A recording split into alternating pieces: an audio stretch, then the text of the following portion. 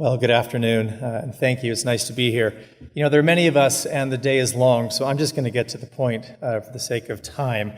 You know, UFM is vital to ensuring the classical liberal movement keeps both its head and its heart. And we need both. We need both because we want a future that aligns with our principles, of course, but we also want freedom for the majority of people, even if you don't always understand that to be the case. And to accomplish this, we need to recognize that we've got challenges, we've got opportunities, and let me just highlight two of them. You know, first is one challenge, and it's significant. Faith in institutions, government, educational, corporate, religious, scientific, it's at an all-time low. You know, one tenet of liberal orthodoxy is the importance of institutions, public and private. We may debate the amount of power that they should or shouldn't have, but even the most ardent anarcho-capitalist knows we need such structures. It's how we maintain, change, and adapt rules of the game. They're the mechanisms by which we propose and challenge societal norms, and they rely on trust to form the basis for voluntary exchange. Now, according to a recent survey by Heart and Mind Strategies in the US, fewer than 1 in 3 Americans express any real trust in these institutions. And 60% say we're failing to build confidence in public institutions. They distrust the media. They're frustrated with education, banking, healthcare, criminal justice system. And even before the pandemic, the University of Chicago General Social Survey found globally that 30% of those surveyed agreed that most people cannot be trusted. I mean, 30% only believe that, which is the lowest in about 30 years of taking the survey. And once we talk about millennials, and I'll mention some more, and I know Thor will be talking about them as well, that number drops really to more like 10%. And most people, they believe, would take advantage of you if given the chance to do so.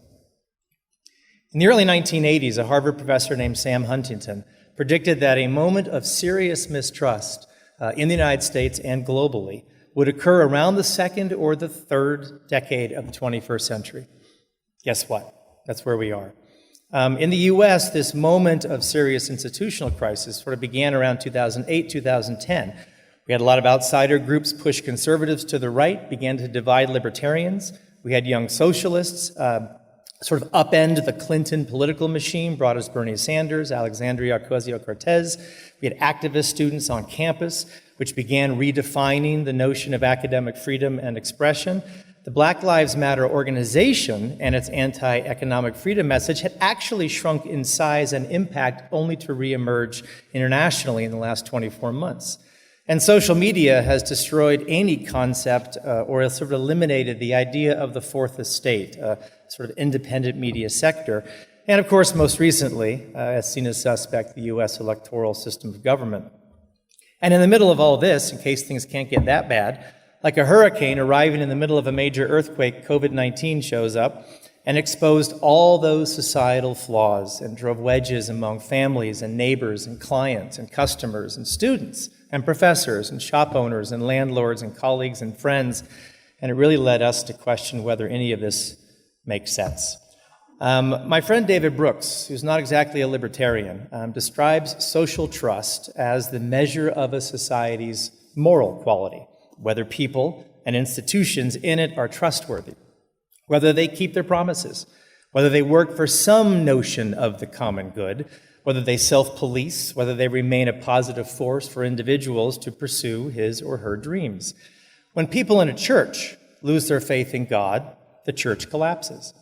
When people in society lose faith or trust in these institutions and in each other, nations collapse, and vacuums notoriously undermine liberty. Today's emerging generations have little sense of security. The financial systems have gone up and down and have collapsed numerous times. Fragile families, failed institutions. Children now expect to have a lower quality of life than their parents did. They're taught fear, that dangerous people lurk outside every intersection, that they could get hurt playing outside, that they might get sick if they touch somebody, that they face apocalyptic climate destruction. So it even gets me upset. And they've learned that social media is vicious. Their worldview is predicated on what? Threat, not safety. And thus the values of this dominant generation in the years ahead are exactly opposite those that we want in a liberal society, right? It's not liberation, it's security. It's not freedom, it's equality. It's not individualism, but the safety of the collective. It's not a sink or swim meritocracy, but the promotion on the basis of social justice. And once a generation forms its general viewpoint during young adulthood, it keeps it in that mentality and takes it to the grave 60 years later. And so we've entered what David describes as the age of precarity. Now, my hopefully second better observation is maybe a little better, that the development and the promulgation of classical liberal ideas is really no longer the purview of the university. Now, there are exceptions to this, and I'm sure some of you are in the room right now, so lighten up, don't worry, I'm not criticizing everybody. But the truth is that those departments and those faculty are spread among thousands of schools. Today's younger classical liberals are inclined to believe what they believe, not because of their experience in the academy, unless it was a reaction to something particularly offensive, but because of their involvement in this larger ecosystem of liberty, which tend to be the independent, not-for-profit, some for-profit research groups. When I interview potential employees, or if I engage in younger people at events, I find they believe what they do because they've engaged with the Institute for Humane Studies, the Mercatus Center, FEE. Maybe they've taken that professional development class or a summer program with the Bill of Rights Institute or America's Future or Cato Sphere Project or the Acton Institute or the Koch Associates program or the training programs of the State Policy Network and the Atlas Network. And if they haven't engaged directly in those groups, then they've developed their philosophy because of film and media efforts. Free the People, Reason TV, Learn Liberty, and then some of the for-profit groups like Emergent Order and Cortula Productions or Iron Light Labs. There are over 500 sort of free market groups that engage in the application of the ideas of liberty globally. And that number has doubled in the last 10 or 15 years. And what's more important is how these groups operate. They focus on educational and grassroots outreach to lawmakers, political stakeholders, citizens. They conduct original research on policy issues. They have creative media and communication strategies to the general public, and they emphasize developing young minds. And all of this is done outside of the ivory tower. And in many ways, they are the reason why we have any success at all applying ideas and influencing political culture, expanding freedom, and dealing with the fallout of all this distrust. So where does that leave us? What does it mean for UFM? Especially as we celebrate not just the past 50 years of existence, but think more about the next 50 years of opportunity before us. The original sociologist Emile Durkheim once said, "A nation can be maintained only if, between the state and the individual, there is interposed a whole series of secondary groups, near enough to the individual to attract them strongly in their sphere of action and drag them into the general torrents of social life. Occupational groups are suited for this role, and that is their destiny." As far as I'm concerned, UFM is one of those occupational groups.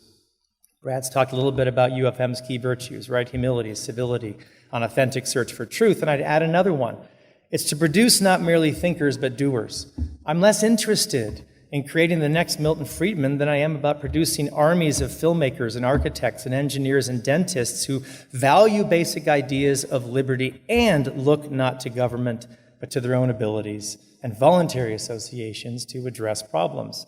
There is necessary value in showing that the ideas of liberty apply to all vocations. The idea of comparative advantage and trade-offs and voluntary exchange is not solely the domain of the economist. So first of all, we need to develop more alliances with this ecosystem of liberty inside and outside of the United States. They need you as a transparently honest university without the pursuit of many of the liberal ideas and baggage that comes with so many US-based colleges. And you need their students, practitioners, and networks.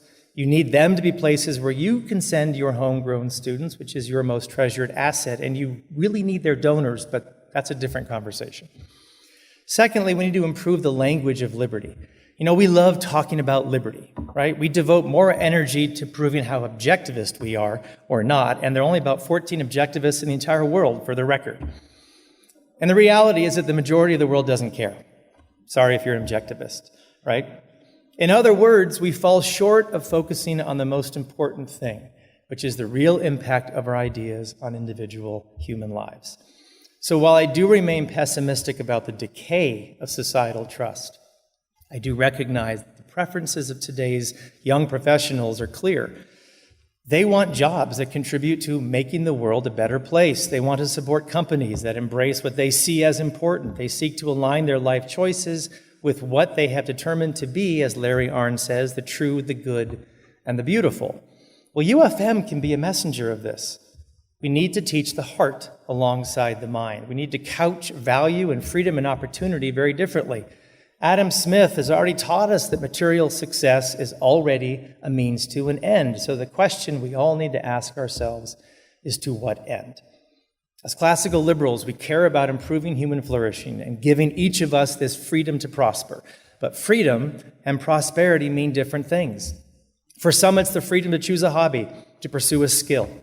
For others, it's making money through investing savings and starting a business. Some pursue wealth to stockpile villas and private airplanes. Some start charities to fight sex trafficking, raise living standards, cure malaria, etc. Along the way, one creates jobs for thousands and another soothes shattered souls. The great thing is that we who defend economic liberty view these intertwined endeavors with a very non-judgmental eye. We recognize them as the choices free individuals make to realize their dreams. We do it not just because we respect choices, but because we do understand that vast piles of money can constrict the heart or they can set it free. And so you need to promote the idea of the freedom to prosper, which for this generation is about promoting a future with sunset walks with loved ones rather than holding down 2 or 3 jobs to pay rent. It's living longer lives. It's living unafraid of major disasters. That apocalyptic thing that I couldn't say earlier, right? It's living in cleaner air and water. It's having multiple educational opportunities for children. It's adequate food stocks. Liberty produces value, not merely riches. And in today's world, we need citizens to understand that we do not always need to plant more grass to get the lawn to grow. We just need to remove the rocks that already cover it. And to rebuild trust among people and institutions, we also must be trustworthy. To convey the ideas of a classical liberal society, we must be transparent about addressing the heart first. We read Hayek not just because we believe the argument is intellectually interesting or correct, but because at the end of the day, it actually aligns with human behavior. So the idea of marginal utility and regulatory capture and a prisoner's dilemma are all important and necessary concepts, but why they are important is wasted on so many young adults today. We need them to understand that you can still trust somebody you do not like. They need to be confident in their own abilities and to value the voluntary, not the coerced collective. That risk-taking is good. That if you should fail, there are non-governmental organizations and social networks that exist to ease you down. That is important to have a healthy skepticism of those who govern from authority and power, as well as those who push from the lofty perch of a corporation. Sometimes we need to take the bigger perspective. On one hand, it reminds us why we do what we do. On the other hand, it might actually change the world. Thanks.